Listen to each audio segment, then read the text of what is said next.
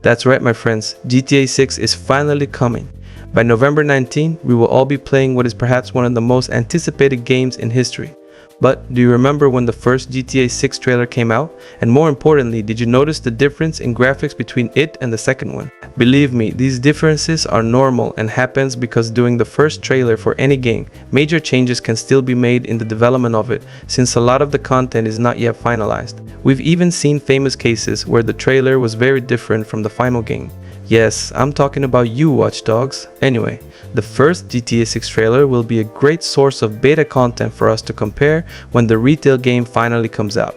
But before that happens, I want to demonstrate the changes that can occur by using another game from the franchise. In my favorite game in the Grand Theft Auto series that most of you probably already know by now that it is the GTA San Andreas. So in today's video, we're going to compare the first trailer for San Andreas, released on August 20 of 2004, about 2 months before the game's launch, with the retail version. So let's get started.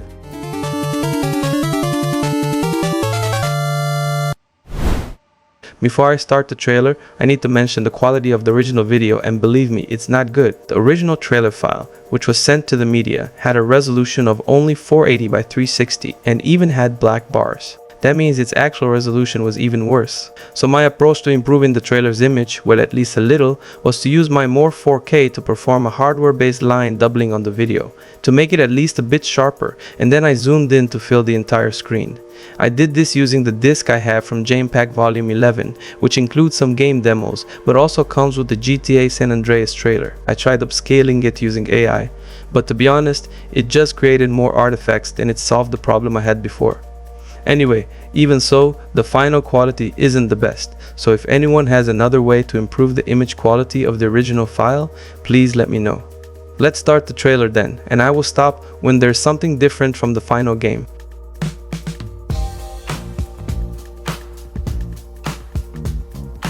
Let's start by talking about a very subtle change. There's a lamppost in front of CJ's house that isn't in the final version of the game. If you look closely, the graffiti is completely black instead of the green from the final game, and there's an explanation for that which I will explain later. Also, CJ is wearing the outfit he would start the game in, which was featured in several other pre-release images. This is a beta version of the Tagging Up Turf mission. Sweet is in an earlier version wearing a gray shirt with the green Groove Streets cap. And Big Smoke seems to be wearing lighter color clothes overall compared to his final version, but this could be due to the video quality. It looks like a beta version of the Life's a Beach mission. The NPC on the right side of the image doesn't exist in the final game. This is where things get really interesting, since we see all the main characters in their beta versions: Ryder, Big Smoke, and Sweet. One interesting point here is that this is the first evidence that this trailer was made using a mix of different builds, because in this image, Sweet is in an even earlier version than the one we saw before. This can be confirmed by the simple fact that he has no reference to Groove Street from the final game. He doesn't even have the green cap. The same goes for Big Smoke, shown here in his famous beta skin, which can be seen on the statue at the Crack Palace. And finally, Ryder, who didn't undergo any significant changes, but the shade of his jacket is slightly different as well. And believe me, there's a very interesting reason for this. You must be wondering, why don't they have anything green? You probably know that the original name of the Groove Street gang was supposed to be Orange Grove Families, right? There are several references to this, from graffiti, tattoos, to even some loading screens showing characters wearing orange clothes like Big Smoke himself. But did you know that during this development phase, the Orange Grove families actually wore black or gray clothes? You can confirm this by looking at the beta versions of all the main Groove characters: Ryder, Sweet, and Kendall. An interesting fact related to this is that they probably forgot to update the Orange Grove visual identity for one character, Denise, since she was part of Groove Street, but in the final game, guess what? She's also wearing a black shirt, with a number on her shirt, just like the beta Kendall. But let's continue with the video.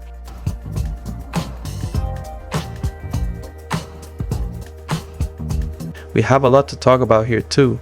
I'm going to show you the gameplay running on a PC with the mod SkyGFX enabled to make it look like the PS2 version. To start off, I should mention that there are many differences between this part of the trailer and the final game. Really, there's even a hole in the map, as you can see here, but let's leave that for last. Before that, let's talk about the other differences first.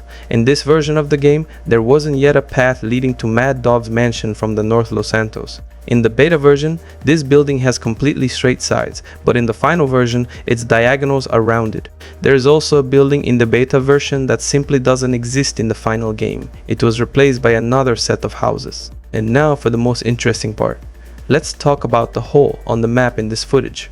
Well, first of all, this hole exists because in this beta version of the game, the LOD for this building hasn't been implemented yet. LOD stands for level of detail and refers to the low resolution versions of buildings and objects that display simplified graphics from a distance, so they only load the higher quality 3D model when you get closer. In the final game, this location features a building based on the real-life House of Blues in Los Angeles. But what if I told you that in the beta version, there was supposed to be a donut shop here? More specifically, the one called Tough Nut Donuts, which can be found in San Fierro. We know this from an old pre-release image of the game, which shows this shop located in Temple de los Santos. And what does that mean?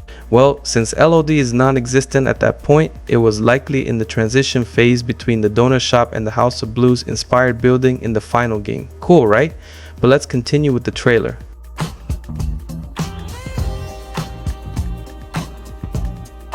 It's worth noting that in the trailer, the pool table inside the bar is green, unlike the blue one in the final game.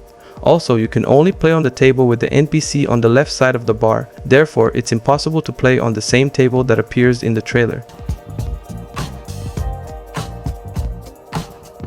Ryder's car is different at this stage of development, and this part of the trailer is shown next to a saddler, but in the final game, he has a picator of the same color. You can also see it parked next to the same saddler in a pre-release screenshot of the game.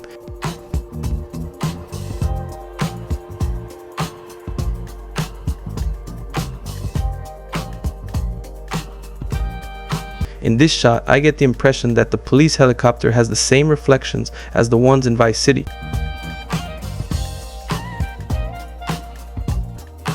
Here's another shot showing the characters in their beta versions. We've talked about them before.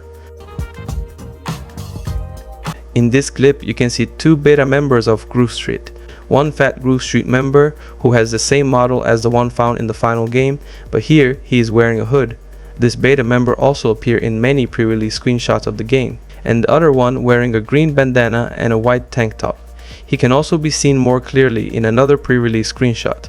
An interesting fact is that at the beginning of the trailer, you can already see the Groove Street members from the final game, which once again shows that the trailer was made using various builds of the game. In the trailer, the Groove Street's bar has a green door. In the final release, it has the standard white door found in several other places on the map. We see here beta members of the Varios Los Aztecas too. When we compare them to the final version, we notice many differences. Here, they are much more simplified, and they even look a lot like the Vagos, the only difference being the color of their bandanas. Another view of the Groove Street members' beta skin with the green bandana. I don't even need to say anything here, right?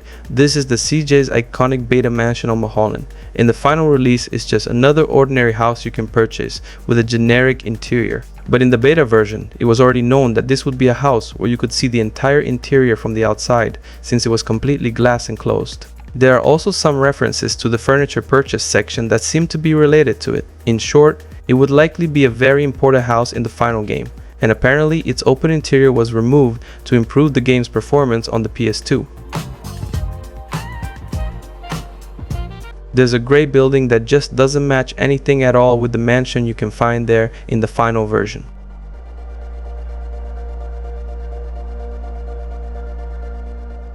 This is something that really puzzled me because, based on its LOD, it looks like some kind of hydroelectric plant, something gray with absolutely no detail. I don't know. Does anyone know what it might be? Let me know in the comments. Another strange thing that stands out here is that one of the mansions near Mulholland is also completely different from the final game, with an inexplicable LOD that's much darker than in the final game. I left one point for the end that you must have definitely found odd during the trailer. Did you notice how the graphics and weather look different? I mean, they look really orange and darker in some scenes, and I don't know why, but the effects look really cool. They really captured the vibe of Los Angeles in the 90s, even more than the final game in my opinion. Anyway, what can we take away from all this? Well, first of all, a trailer can be quite different from the final game. As we saw in this comparison, GTA San Andreas underwent several changes, and all of that is documented through the trailers and pre-release images themselves. But one fact is that in just one trailer, you can see different stages of the same game, making it clear that this collection of clips was recorded at different points in development. Cool, right? Before concluding, I would like to thank the legendary Obe Vermage, former technical director at Rockstar Games. He clarified some of my questions about the trailer and how the game itself works. We will talk more about that in the future. So, I'd also want to take this opportunity to mention his new game, Plentiful, which is simply a God Simulator sandbox game. The main idea of the game is to grow food, help wildlife, and keep your tribe alive while managing resources, changing seasons, and natural disasters. Each level presents a new landscape with its own challenges and multiple ways to solve them. Even though I've never played a game like this before, I can tell you that this game is seriously addictive. I couldn't stop playing it. I can't explain everything you can do in the game because there's so much, so you need to play it. You will see how amazing it is.